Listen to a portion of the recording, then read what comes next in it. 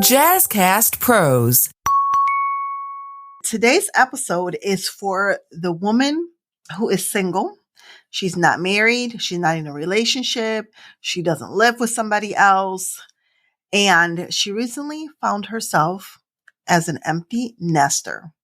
So if your children have gone away to college, have moved out on their own, or whatever the situation may be, and you have found yourself as an empty nester, as a single woman, this episode is for you. Welcome to Healing Her Within, the podcast for women who are ready to break free, rise up, and reclaim every part of themselves. I'm your host, Maryann Rivera-Dannert, certified life and confidence coach, author, speaker, and a woman who's walked through the fire and came out fearless. Each episode is packed with real talk, mindset shifts, powerful tools, and soul-fueled conversations to help you stop surviving and start thriving. This is Healing Her Within. Let's begin. So this conversation was inspired by a good friend of mine who is a divorced woman, single mother of two, and her children have recently moved out to college, and I believe the one is on their own. And I think that it's something different when you are married, when you are in a relationship, and your children go away, whether it's to college, whether it's to the military, or they have moved out on their own, and you and your significant other, your partner, are now empty nesters. The children are gone. You have each other. What do you do next? I think that it's a different set of circumstances and a different vibe when you are a single person because there's no one there. It's just you. It's just you and the four walls. It's just you. Maybe you have a pet. I don't know. But it's just you. Whether you live in an apartment, a house, it's just you and the silence. And that could be triggering. It could be a little sad, especially if you have found that your identity was tied to you being a mother, which often is the case as women. We live our lives for our children. Everything is dependent on, our children's needs, whether it's making doctor's appointments for them, whether it's taking them to school, taking them to sports games after school, whether it's taking them to plays, whether it's taking them to school dances, doctor's appointments, here, there. That part of you is done. Your children are not there. So it's a little bit also of an identity shift because you have to navigate the waters of my child is no longer dependent on me because they're on their own or they're at college or whatever the situation may be. So you may be left with a little bit of self-doubt. You may be left with a little bit of possibly even imposter syndrome. You're trying to navigate the waters of who are you? Who are you now that your child is no longer in the home? You're trying to figure that out. And again, it could be a little lonely because there's no one there at home waiting for you to help them with their homework or cook for them, clean up after them, or just basically talk to them about your day. You're trying to figure out how to navigate this new you, this new identity, which again can be a little difficult. So I want to share with you some tips. And first, I want to also share that although I am not a single empty nester, I do have a husband. I did live by myself for 6 months when we were in Texas. James actually came back to Rochester before I did. And I had never lived alone by myself. It was always in relationships. And then I started having my children and then a husband, again, a relationship, more kids and things like that. So I had never lived alone. And some people probably thought that it was a little selfish. It is what it is. You guys know me by now. I'm going to do what I want to do. So I told him, you can go back right now, but I'm not ready to go back. I want to take this opportunity to just explore who I am, what I like, what I don't like, and all these sorts of things. So while I don't have firsthand experience of being a single empty nester, I do have the experience of having lived by myself for 6 months, and it was truly amazing. But again, the difference is that that was intentional. I knew what I was getting myself into, whereas somebody as a single, you know that eventually their kids are going to be leaving. You eventually know that they're either going to move out, they're going to college, they're moving out on their own, they're joining the military, whatever the situation is. You kind of know that already, but time waits for no one. Time nowadays, it's like rapid fire. 1 minute. I mean, I'm recording this at the end of October. Where did 2025 go? It literally feels like we were just celebrating the new year yesterday. Where is the time gone? But I digress. So back to the topic at hand. I want to share some tips for you if you have found yourself um, in this identity paradigm shift of becoming a single empty nester, or if you are close to getting there, you can start taking these proactive steps. So when it does happen, you're not caught off guard and you have a little bit better of a handle on the situation. So the first thing I want you to do is to make a list of everything that you have always wanted to do, but you said you did not have time. One more time. Make a list of everything you have wanted to do, but have said you don't have time. For example, how many times have you told yourself, oh, I'm going to clean my closet, but I don't have any time right now because I'm busy running around with the kids and cooking, cleaning, and doing this and doing that. Or you want to go get a massage, or you want to travel, or you want to redecorate a room or something like that. Make a list of everything that you have always wanted to do, but have claimed that you did not have time, because you now have the time. You have the time. The time is all yours. No one else is dependent on that time. Number 2, take a self-defense class. This one may seem a little strange, but here's the thing. One of the things about being a single and an empty nester, again, is that there's no one there. God forbid if somebody breaks into your home or, something happens, there's no one there to call 911. There's no one there to protect you. And it's also important because, again, when you're out and about, if something should happen, you want to be able to have the confidence and the know-how to defend yourself. So I highly recommend that you sign up to take a self-defense class. Number 3, have gatherings at your house. Invite some friends over, not just everyone. Invite 2 to 3 friends, something small, and have a little gathering at your house. Something that I used to do before, and this was even before we relocated, I used to have monthly girls only gatherings at my house. We had like this breezeway in between the house and the garage, which was like really super cute. So I have fixed that up as my space there. And I would invite friends over. We had a radio, we had music in there. We had a little heater during the winter time.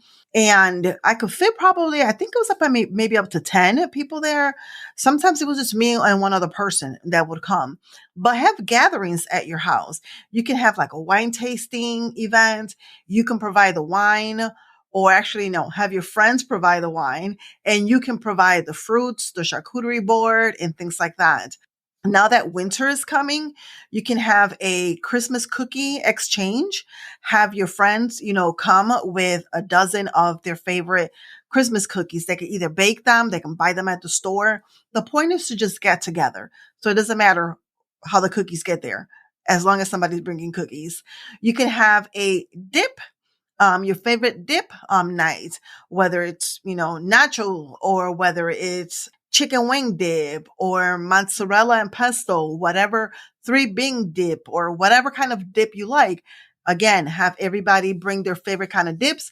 You can provide like the crackers, the veggie trays, the little breads, the baguettes, and things like that. You can also have a movie night play, your favorite movie, and then you can have a conversation about the movie. I remember doing this with the movie.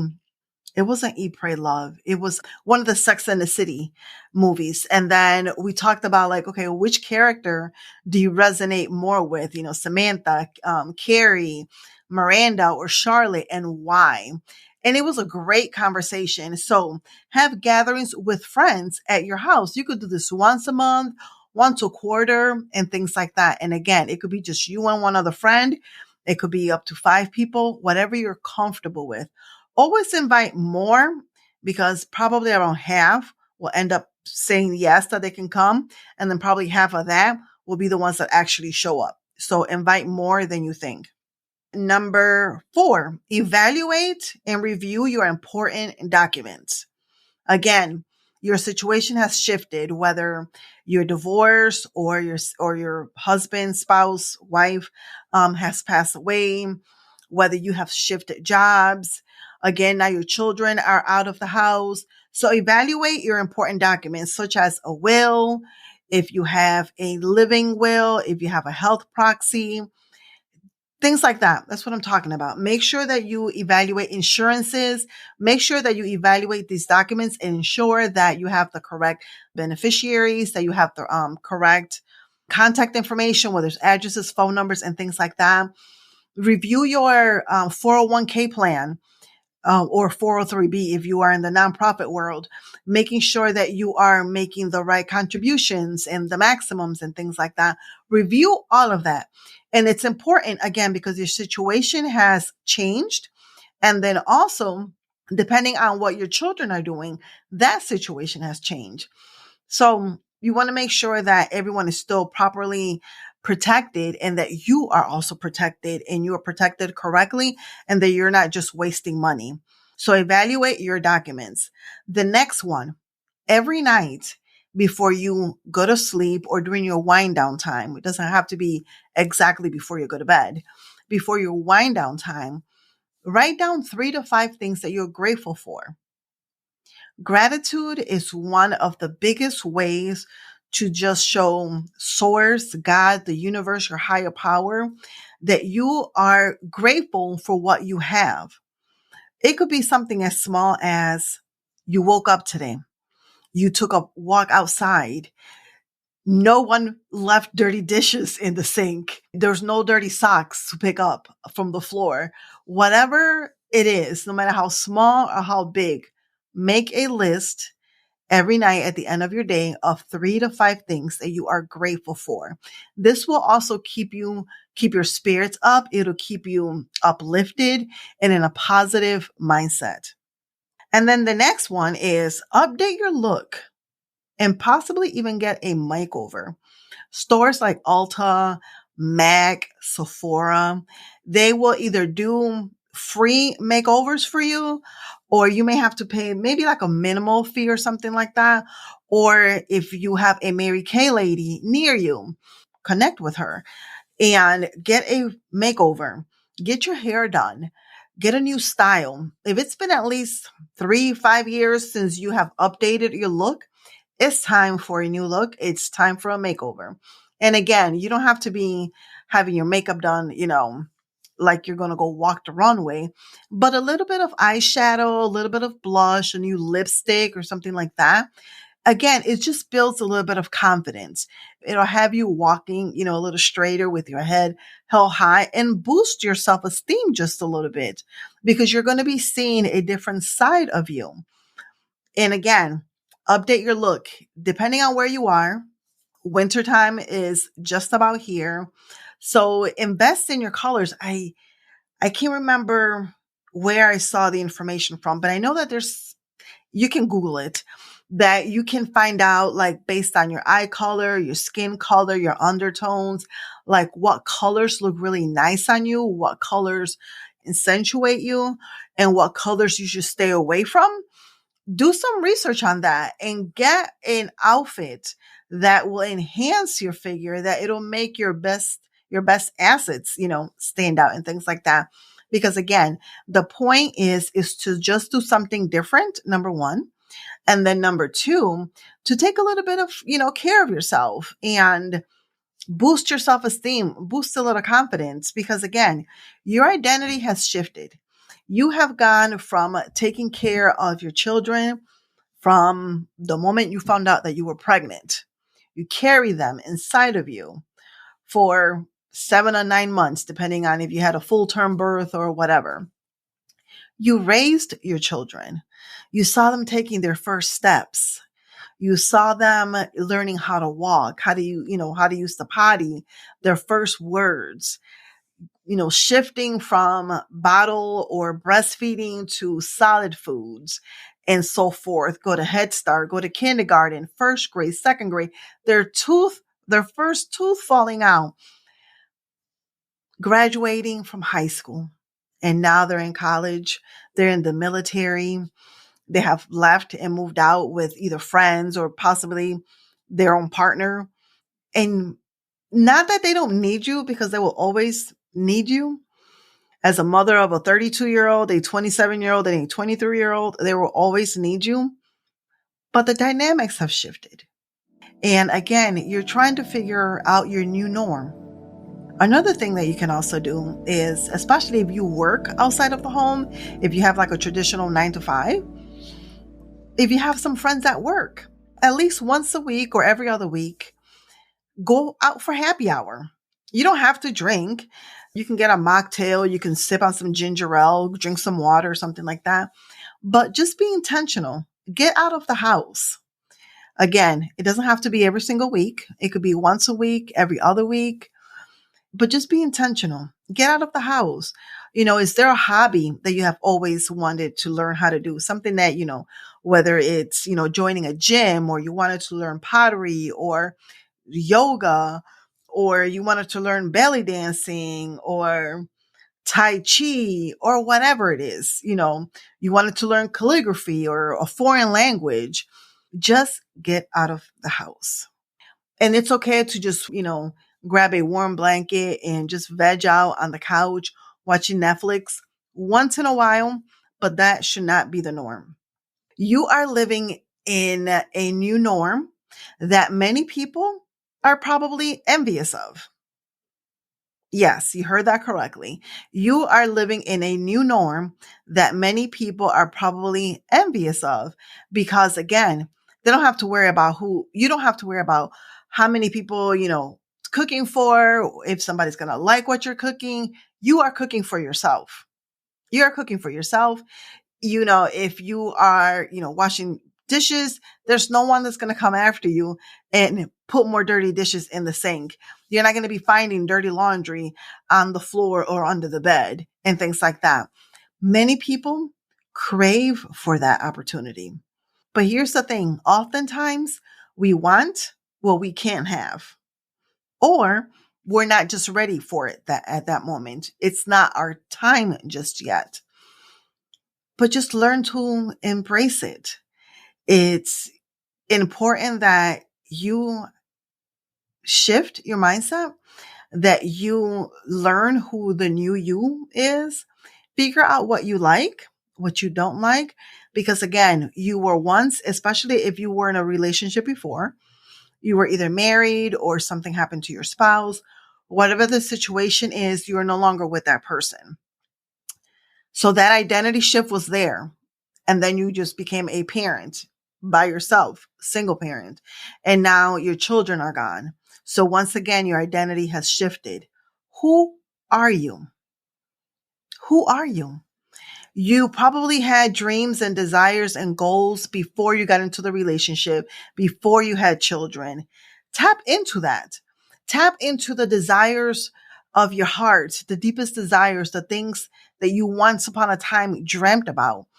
Being a photographer, starting a business, diving deeper into a hobby, learning how to swim, skydiving, whatever the situation may be. Who are you? What do you like? What don't you like? Start tapping into that. Keep a journal. You don't have to write on it every single day. When something sparks you, write it down. Evaluate that journal. Talk about it. And then also, I would recommend either getting with a coach or maybe even therapy or a combination of both. Because again, you're dealing now with an identity shift, and that can be triggering. It could be alarming. It's new waters. You haven't been here before. So it's okay to talk to someone who may have a little bit of knowledge or experience to help you and guide you through this new transition that you are on. But just embrace it. Enjoy it. It's beautiful. Reach out to your kids, talk to your children, commit that you are going to talk at least 2 to 3 times a week. I know that may be excessive, but it is what it is. You can text, but at least make it a habit that you are physically actually talking on the phone 2 to 3 times a week. Even if it's just to say, hey, good morning. I love you. I hope you have a beautiful day, or something like that. And then also make it a habit to at least get together once a month, whether it's for breakfast, whether it's for lunch, whether it's for dinner. Do something, again, because your children, even though they are grown and adults and creating a life of their own, you carry them, you raise them, they have flown the coop, and they're still your babies.